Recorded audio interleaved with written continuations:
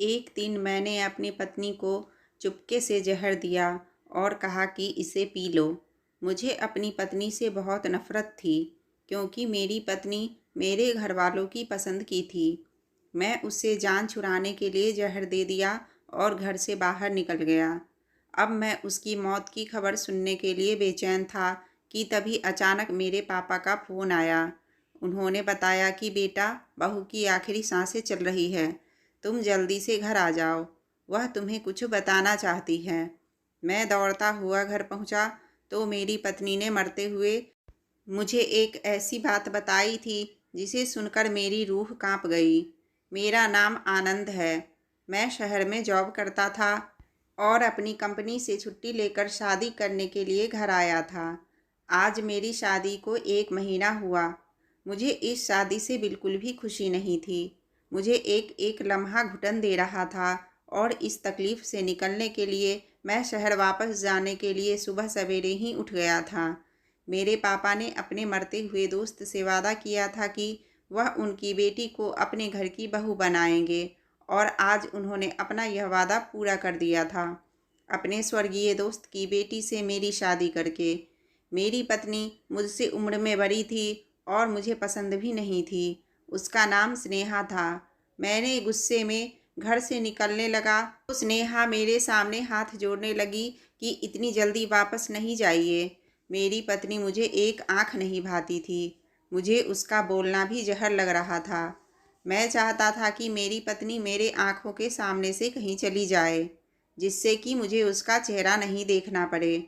ये तो मुमकिन नहीं था क्योंकि वह बहू बनकर मेरे घर आ चुकी थी, तो वह तो यह घर छोड़कर नहीं जा सकती थी। लेकिन कम से कम मैं तो इस घर को और उसे छोड़कर शहर जा सकता था, क्योंकि मैं शहर में ही जॉब करता था। मैंने अपने पापा के कहने पर जहर का कड़वा घूंट पी लिया था, मगर मैंने अपनी नई नवेली दुल्हन से कोई समझौता नहीं किया था और उसे साफ साफ कह दिया था कि इतनी जल्दी वापस शहर जाने का मेरा भी इरादा नहीं था। मैं तुम्हारी शक्ल अब और ज़्यादा नहीं देख सकता हूँ। मैंने महसूस किया था कि मेरी बात सुनकर वह एकदम से मुरझा गई थी। फिर आंखों में आंसू भरकर बोली, मैं आपके बिना नहीं रह सकती हूँ। उसकी बात सुनकर मैं उसका मुंह देखता रह गया था। मुझे मन ही मन हंसी आ गई थी कि यह लड़की मुझ जैसे स्मार्ट और हैंडसम लड़के के साथ रहने के सपने देख रही थी। खैर, इसमें उसकी भी गलती नहीं थी। यह सपना शायद मेरी वजह से वह देख रही थी, क्योंकि मैं भावनाओं में बह गया था और सुहागरात उसके साथ मना चुका था। मैं खुद पर कंट्रोल नहीं कर पाया और यही मेरी गलती हुई थी। लेकिन अब मैं उसे बर्दाश्त नहीं कर सकता था। माँ और पापा को जब पता चला कि मैं शहर वापस जा रहा हूँ, तो वो दोनों मेरे पास आ गए और मुझे समझा रहे थे कि अभी तुम्हारी शादी को 1 महीना ही तो हुआ है और तुम बहू को छोड़कर जा रहे हो। मैं पापा की बातें सुन रहा था क्योंकि मैं उनका बहुत ही आज्ञाकारी बेटा था। मेरे पापा बहुत तारीफ़ करते थे कि मैं उनकी सारी बातें मानता हूँ और मैं भी नहीं चाहता था कि मेरी वजह से मेरे पापा का दिल दुखे। मैंने पापा से काम का बहाना बनाकर उनसे आज्ञा मांगी और फिर मजबूरन पापा ने मुझे शहर जाने की आज्ञा दे दी। उन्हें अपने मेहनती बेटे पर गर्व होने लगा। मैं जब घर से निकला तो स्नेहा छत पर कपड़ा डालने गई थी। मैं उसे बताए बगैर ही घर से निकल आया। हकीकत तो यह थी कि गांव के माहौल में मेरा दम घुटता था। मुझे तो शहर का चकाचौंध अच्छा लगता था। चाहता तो मैं अपने गांव में भी कोई खुद का बिजनेस कर सकता था, लेकिन मुझे गांव में रहकर गांव में काम करना बिल्कुल भी पसंद नहीं था और मैंने जैसे तैसे करके शहर में काम कर लिया था और वहीं रहने लगा था। गांव तो बस नाम के लिए कभी कभी आता था। जैसे ही मैं एयरपोर्ट पर उतरा, मेरी महंगी कार के साथ बॉडीगार्ड आ पहुंचे थे। मेरा काम ही कुछ ऐसा था कि मुझे सिक्योरिटी की ज़रूरत पड़ती थी। अगर मेरे पापा को यह पता चल जाता कि उनका लाडला इकलौता बेटा क्या काम करता है, बेचारे तो भगवान को ही प्यारे हो जाते। जहाँ तक मेरी पत्नी की बात है, तो मुझे उसकी कोई परवाह नहीं थी। पुराने ख्याल वाली हर चमक दमक से दूर पत्नी मुझे चाहिए भी नहीं थी। यहाँ शहर में एक से बढ़कर एक लड़कियाँ मेरी दोस्त थी। तभी तो मुझे गांव की वह लड़की एक आंख नहीं भाती थी। शहर में मेरा एक नाम था, एक पहचान थी। बड़े बड़े ठेके वाले भी मेरे आगे पानी भरते थे और मेरे इलाके की तरफ कोई स्मगलर तो क्या पुलिस भी आंख उठाकर नहीं देखती थी। हाँ, मैं एक जाना माना और बहुत बड़ा क्रिमिनल था। स्नेहा को भुलाकर मैं अपने काम में बिजी हो चुका था। एक दिन की बात है, जब मैं भेष बदलकर एक ट्रेन में सवार होकर अपना शिकार ढूंढ रहा था। कॉलेज की कच्ची उम्र की लड़कियां और लड़कों को मैं अपने काम में फंसाता था। इस उम्र में हर एक की चाहत होती है कि वह पैसा कमाए और अपने माता पिता का सहारा बने। मैं लड़के लड़कियों को अच्छे खासे पैसे ऑफर करता था। मैंने बहुत सारे लड़के लड़कियों को अपना शिकार बनाए हुए थे। हमेशा की तरह उस दिन भी ट्रेन में बहुत भीड़ थी। मैं सीट पर बैठा हुआ था और एक लड़की मेरे बगल में खड़ी थी। वह दिखने में गरीब घर की लग रही थी। उसका बैग भी काफ़ी पुराना था। उसके जूते भी फटे पुराने थे। उस लड़की का हुलिया उसकी गरीबी की दास्तान चीख चीख कर सुना रही थी। मेरा नया शिकार मिल चुका था। मुझे मालूम था कि ऐसी लड़कियों को फंसाना बहुत आसान होता है। ऐसी लड़कियां गरीबी से जान छुड़ाने के लिए किसी भी हद तक जा सकती है। मैं अपनी सीट से उठा और उससे बोला कि तुम इस सीट पर आकर बैठ जाओ। वह लड़की मेरी बात सुनते ही गुस्से से भड़क उठी और मुझे घूरने लगी। कहने लगी, मैं तुम जैसे लड़के को अच्छी तरह से जानती हूँ। लड़कियों से बात करने का बहाना चाहिए तुम्हें। बस लड़की को सीट ऑफर कर दो और उससे बातचीत शुरू कर दो। यह तरीका पुराना हो चुका है। मैं तुम जैसे लड़कों के सारे हथकंडे जानती हूँ। मुझे उसकी यह बात भी अच्छी लगी थी। मुझे मालूम हो गया था कि यह मेरे लिए बहुत ही काम की साबित होगी। मेरे सामने एकदम मेरे डरपोक सी पत्नी का चेहरा घूम गया था और उसका चेहरा याद आते ही मेरा मुंह कड़वा हो गया था। उस दिन के बाद मैं हर रोज़ उस स्टेशन पर जाकर खड़ा हो जाता था जिस स्टेशन से वह ट्रेन लेती थी, और मैं भी उसके पीछे पीछे उसी डब्बे में चढ़ जाता था। उस लड़की से बात करने का कोई ना कोई बहाना तलाश करता रहता। मैं अपने खास लोगों को उसकी जासूसी पर लगा रखा था। अगले ही दिन मुझे उसकी पूरी जानकारी मिल चुकी। वह बहुत ही गरीब परिवार से थी। उसके एक ही कमरे के मकान थे। वह अपने बूढ़े माँ बाप की इकलौती बेटी थी। उस लड़की का नाम रिया था। उसके कॉलेज का भी पता लगवा लिया था। फिर मैं कुछ दिन अपने काम में ज़्यादा बिजी हो गया और रिया के साथ ट्रेन में नहीं गया। बिना उसको देखे मुझे कुछ खाली खाली सा महसूस होने लगा था और मैं अपनी इस हालत से बेखबर था कि मुझे उससे प्यार हो गया है। एक दिन मैं उसके कॉलेज गया और उसकी सहेली से कह दिया था कि रिया के पल पल की रिपोर्ट मुझे चाहिए। पहले तो उसकी सहेली नहीं मान रही थी, लेकिन उसकी अकड़ तो मेरे साथ खड़े बड़ी बड़ी मूंछों वाले बॉडीगार्ड को देखकर ही ख़त्म हो गया था। फिर उस लड़की ने मुझसे मेरा नंबर लिया। फिर मैं वहाँ से उठा, लेकिन ना जाने क्यों मेरा दिल बार बार रिया को देखने को करने लगा था। अगले कुछ दिन मेरे बहुत ही बिजी निकले थे और इस बीच मैं उसको नहीं देख पाया था, मगर उसका ख्याल बार बार मुझे तंग कर रहा था। और फिर एक दिन अचानक रिया की सहेली की कॉल आ गई। उसने बताया कि 7 दिन बाद उसकी शादी हो रही है। ये बात सुनते ही मेरा दिल टूटकर बिखर गया था। वह अपनी सहेली को शादी में इनवाइट किया था, तभी उसने फ़ौरन मुझे कॉल करके बता दिया। मुझे समझ नहीं आ रहा था कि मैं क्या करूं। तब अचानक मुझे महसूस हुआ कि मैं रिया से प्यार करने लगा हूँ। मुझे अपनी हालत पर खूब हंसी आई थी और फिर मैंने बैठकर सोचा कि क्या करना चाहिए। तभी मेरे दिमाग में ख्याल आया और बारात आने से ठीक पहले मैंने अपने एक भरोसे के आदमी को भिजवाकर उसको उसके घर से उठा लिया और अपने घर के एक कमरे में बंद कर दिया था। मैंने अपने आदमियों को सख्ती से बोल रखे थे कि इस लड़की को किसी भी तरह की कोई परेशानी नहीं होनी चाहिए। उसकी इज्जत की सुरक्षा करना मेरी जिम्मेदारी थी। मेरा दिल उसको देखने के लिए तड़प रहा था, मगर मैं बड़ी मुश्किल से खुद को रोक रखा था। कुछ दिन अपने घर पर रखकर उसे सुरक्षित उसके घर पहुंचा दिया था। वह मेरे यहाँ जैसे आई थी वैसे ही वापस चली गई। रिया का रिश्ता टूट चुका था। अब मुझे आगे यह करना था कि उसके दिल में अपने लिए जगह बनानी थी। मैं हर काम बड़ी प्लान के साथ कर रहा था। यह मेरी पुरानी आदत थी और तभी तो आज तक मुझे पुलिस गिरफ्तार नहीं कर सकी थी। पुलिस को मुझ पर शक था, मगर वह मेरे खिलाफ सबूत ढूंढने में नाकाम थी। मैं रिया की गली में जाकर खड़ा हो जाता था। मैंने बड़ी चालाकी से उसके पापा से दोस्ती कर ली थी। वह सीधा साधा आदमी था। उससे बातचीत करना कोई मुश्किल बात नहीं थी। जब उसके पापा से मेरी बातचीत होने लगी थी तो उन्होंने मुझे बताया कि रिया का मंगेतर ही घर के सारे खर्च किया करता था। घर का चूल्हा उस लड़के की वजह से चलता था, अब तो भूखे रहने की नौबत आ गई है। फिर मैंने उनके घर राशन डलवा दिया। रिया के पापा ने बहुत मना किया, मगर मैंने भी कह दिया कि मुझे अपना ही बेटा समझे, और इस तरह से मैं रिया के पापा से जान पहचान करके उनके घर तक भी पहुंच चुका था। मैं उसके घर पर पैसा लुटा रहा था, लेकिन रिया को पता चल चुका था कि मैंने उसका किडनैप करवाया था। इसलिए वह मुझसे नाराज़ थी और बात भी नहीं करती थी। लेकिन मैं भी पीछे हटने वाला नहीं था। मैंने उसके घर की पूरी जिम्मेदारी अपने कंधों पर ले ली थी। कभी उसके बूढ़े माँ बाप को डॉक्टर के पास ले जाता, तो कभी उसके घर ज़रूरी सामान लाकर रख देता। मेरी इसी मेहरबानियों की वजह से रिया मुझसे माफ़ी मांग ली। मैंने कहा कि इंसान को कभी कभी गलतफहमी हो जाती है, इसकी कोई ज़रूरत नहीं है। उस दिन के बाद मैं जब भी उसके घर जाता तो वह मेरे लिए खुद अपने हाथों से चाय बना कर लाती। इस तरह धीरे धीरे हम दोनों में दोस्ती हो गई थी। कभी कभी हम घूमने के लिए बाहर चले जाया करते थे। कभी महंगे होटलों में भी उसे खाना खिला देता था और साथ में मूवी भी देखते थे, और उसे खूब सारे शॉपिंग भी कराता था। और ऐसा करने पर मुझे बिल्कुल भी अफसोस नहीं होता था, क्योंकि ये सब करने से मेरे दिल को बहुत ही सुकून मिलता था। रिया की सुंदरता का मैं दीवाना हो चुका था। मेरे द्वारा दिए गए महंगे कपड़े और ज्वेलरी से उसकी सुंदरता और भी ज़्यादा निखर गई थी।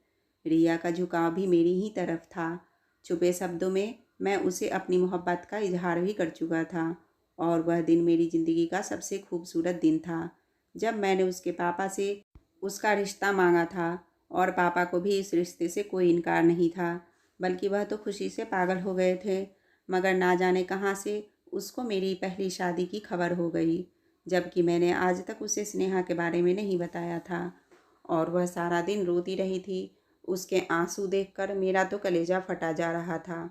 मैंने उसे हर तरह से विश्वास दिलाया कि वह हमारे रास्ते का कांटा नहीं बनेगी, क्योंकि मैं तो उसको देखना भी पसंद नहीं करता था।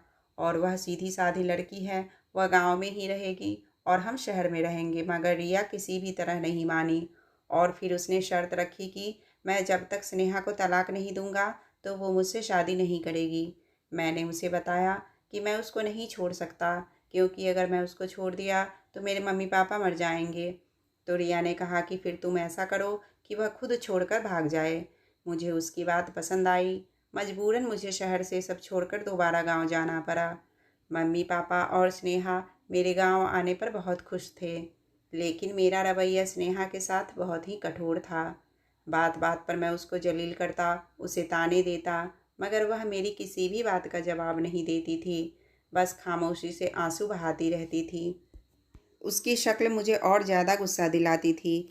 मैं उसको पकड़कर शीशे के सामने खड़ा कर देता था और उससे पूछता, बताओ तुम्हारा और मेरा कहाँ पर जोड़ मिलता है? तुम काली अंधेरी रात हो और मैं उजला सवेरा। उसकी आंखों में आंसू भर जाते थे और वह मुझे देखने लगती थी। उसके आंसुओं से पल भर के लिए जो मुझ पर कुछ असर होता था, मगर मैं अपने दिल का क्या करता। मैं तो किसी और के इश्क में पागल हो चुका था। मैंने स्नेहा के साथ बहुत ही बुरा बर्ताव शुरू कर चुका था, और अब तो नौबत मारपीट पर आ गई थी। मैंने हाथ भी उठाना शुरू कर दिया था। मेरी इतनी बेदर्दी के बाद भी वह एक शब्द भी नहीं कहा करती थी। मैं जितना उससे दूर भागता वह उतना ही मुझ पर मरती थी। मेरी ज़िंदगी में अगर रिया ना होती तो शायद अब तक मैं स्नेहा की अच्छाइयों का दीवाना बन चुका होता। मगर अब मैं उससे जान छुड़वाना चाहता था, तो उसकी यह हरकतें मुझे और भी ज़्यादा गुस्सा दिलाती थी। मैं जल्द से जल्द रिया के पास जाना चाहता था। उसकी खूबसूरत प्यारी सी सूरत मुझे याद आती थी। गांव आए हुए मुझे 2 महीना हो चुका था, और इससे मेरे कारोबार पर बहुत बुरा असर पड़ रहा था। मैं रिया के साथ मोबाइल पर बराबर कांटेक्ट में रहता था।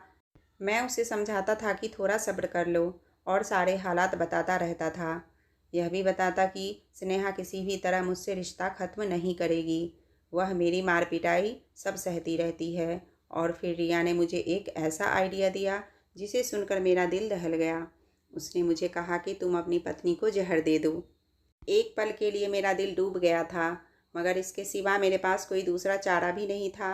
मैंने कहा, ठीक है, ये खुशखबरी मैं तुम्हें जल्दी ही सुनाऊंगा।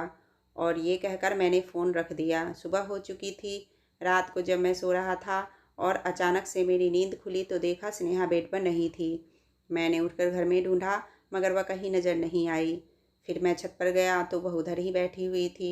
उसके गालों पर आंसू बह रहे थे। उस समय मैंने उससे बड़े ही प्यार से बातें की थी और पूछा क्या हुआ। मेरे पूछने पर वह बस हल्का सा मुस्कुरा दी थी मगर अपने होठों पर कोई शिकवा नहीं लाई। मैंने कहा मैं बहुत बुरा हूँ ना।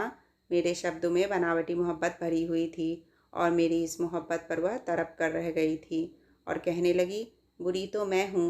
पहले आपकी ज़िंदगी को नरक बना दिया और जब मैं आपकी तरफ देखती हूँ तो मेरा दिल बहुत दुखता है। आप जैसे हैंडसम और स्मार्ट लड़के को मुझ जैसी पत्नी मिली है। आप कहाँ बुरे हैं, बुरी तो मैं हूँ। उसकी बातें मुझे एहसास दिला रहे थे कि मैं कितना गिरा हुआ इंसान हूँ। मगर वह कहते हैं ना कि जिसकी सूरत काली होती है उसका दिल बहुत साफ़ होता है। वह दिल की बहुत साफ़ लड़की थी। मैंने उसके आंसू पोंछते हुए कहा अच्छा ये सब छोड़ो, आज गर्मी बहुत है, कोल्ड ड्रिंक में क्या पीना पसंद करोगी। एक पल को मेरा दिल तो चाहा कि समय यहीं ठहर जाए और मुझे इस मासूम लड़की की जान ना लेनी पड़े। मगर फिर मेरी नज़रों के सामने रिया का चेहरा आ गया। मैं उसके बिना नहीं रह सकता था और उसको पाने के लिए मुझे ये कड़वा घूंट पीना ही पड़ेगा। मैं कुछ देर स्नेहा के पास बैठने के बाद कहा चलो नीचे, नींद आ रही है। फिर हम दोनों नीचे अपने कमरे में आकर सो गए। अगली सुबह मैं बाहर गया और वहाँ से मैं स्नेहा के लिए कोल्ड ड्रिंक लिया। घर वापस आने लगा। रास्ते में मैंने उसमें जहर मिला दिया। ऐसा करते समय मेरे हाथ कांप रहे थे। मैं पसीने से भीग चुका था। मगर उस दिन शैतान ने मेरी एक न चलने दी। वह मुझ पर पूरी तरह हावी हो चुका था। मैं घर की तरफ चल दिया। घर पहुंचकर मैंने झूठी मोहब्बत जताकर वह कोल्ड ड्रिंक उसके सामने रखा और कहा कि इसे पी लो। उसने मेरे सामने ही पी लिया। मेरा सामान तो पहले से ही पैक था। मैंने उसको बाय बोला और खुशी खुशी शहर के लिए सफ़र पर निकल पड़ा। मैं बहुत रिलैक्स था कि मेरी खुशियों के बीच जो सबसे बड़ा कांटा था वह अब निकल जाएगा। मगर ना जाने क्यों मैं जैसे जैसे शहर की तरफ बढ़ रहा था मेरा दिल बैठा जा रहा था। मैं रिया को कॉल करके अपने आने के बारे में नहीं बताया था क्योंकि मैंने उसके घर पहुंचकर उसे सरप्राइज़ देने का सोचा था। दरवाजे की चाबी मेरे पास मौजूद थी क्योंकि वह फ्लैट मैंने ही रिया को खरीद कर दिया था। मैं उस फ्लैट में पहुंचकर चुपके से दरवाज़ा खोला और उस घर में दाखिल हो गया। लेकिन यह क्या, मुझे अजीब सा एहसास हुआ। वहाँ बहुत खामोशी थी। तभी मैंने उसको देखा, एक कमरे से निकली। बहुत ही सुंदर लग रही थी और उसके हाथ में मिठाई की ट्रे थी। वह मुझे देखकर कहने लगी आज हमारे रास्ते का कांटा निकल चुका है। आज तो बहुत ही खुशी का दिन है, यह मिठाई खाओ। लेकिन मैं उसकी खुशी देखकर बौखला गया था। जब से मैंने उसे फ़ोन किया था कि जहर दे दिया है तभी से यह तैयारी में लगी थी और खुशियाँ मना रही थी। उसने कहा मुँह तो मीठा करो। मुझे मिठाई देखकर अजीब सा महसूस हो रहा था मगर रिया के बार बार कहने पर मैंने एक टुकड़ा उठाकर खा लिया। वह मुस्कुराती हुई कमरे में चली गई। जब उसे काफ़ी देर हो गई और ना लौटी तो मैं उस कमरे की तरफ चला गया और मैंने दरवाजे के अंदर से झांक कर देखा तो मेरे कदमों तले से ज़मीन ही निकल गई। कमरे के अंदर से किसी लड़के के बोलने की आवाज़ आ रही थी। रिया उस लड़के के पास बैठी हुई कह रही थी आप चिंता ना करें, मैंने आनंद का पक्का इंतज़ाम कर दिया है। मिठाई में जहर डालकर उसको खिला दिया है और आज अपना बदला भी मैंने उससे ले लिया है। वह क्या समझता था कि मुझे खबर नहीं होगी कि मेरा मुजरिम कौन है। मुझे किसने मेरी शादी की रात में अगवा किया था। मेरा मुजरिम आनंद ही तो है। वह तो भगवान की कृपा है जो आपने मेरे पर विश्वास किया। मोहब्बत तो मैं सिर्फ आपसे ही करती हूँ और हमेशा ही करती रहूँगी। रिया की बातें सुनकर मुझ में वहाँ खड़ा होने की हिम्मत नहीं थी। मैं दबे पाँव वहाँ से निकल आया था और तभी अचानक मेरे घर से कॉल आई और मेरी माँ ने कहा बेटा तुम्हारी पत्नी की आखिरी सांसें चल रही है और वह तुम्हें बुला रही है। मेरे तो कदमों के नीचे से ज़मीन ही निकल गई। मुझे अब अपनी गलती का एहसास हो गया था। जहर तो मुझे भी दिया गया था। मेरी हालत भी ख़राब हो रही थी लेकिन अब मुझे अपनी हालत की परवाह नहीं थी। मैं जल्दी से गांव पहुंचा। मैंने देखा कि स्नेहा के चेहरे पर मौत का सन्नाटा था। मेरे घर पहुंचते ही मेरी पत्नी ने मुझे मुस्कुरा कर देखा।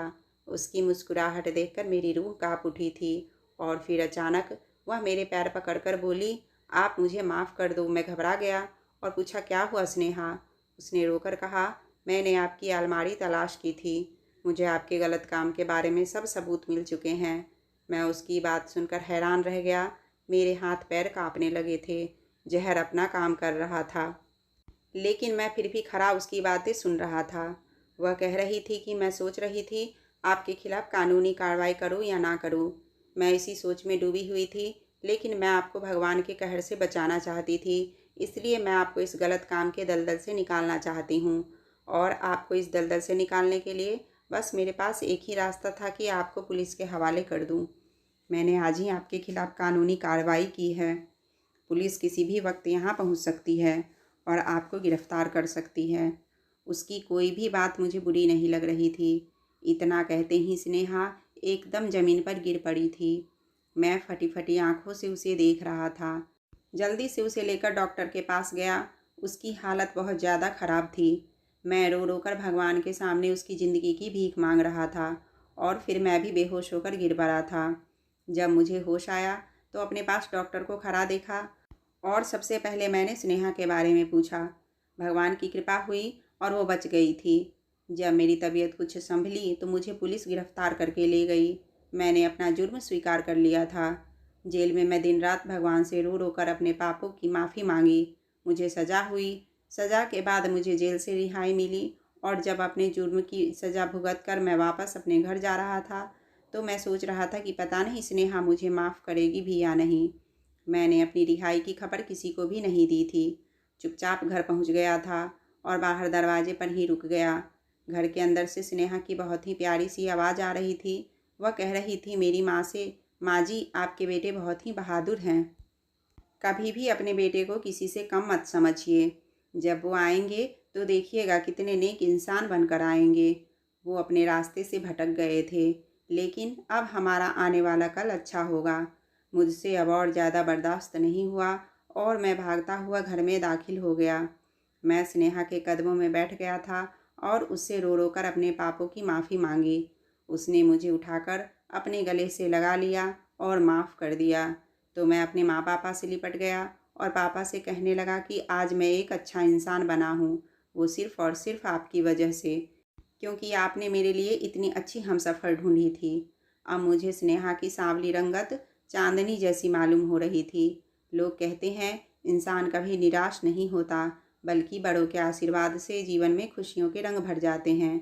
अब मैं स्नेहा के साथ खुशीपूर्वक जीवन बिता रहा हूँ।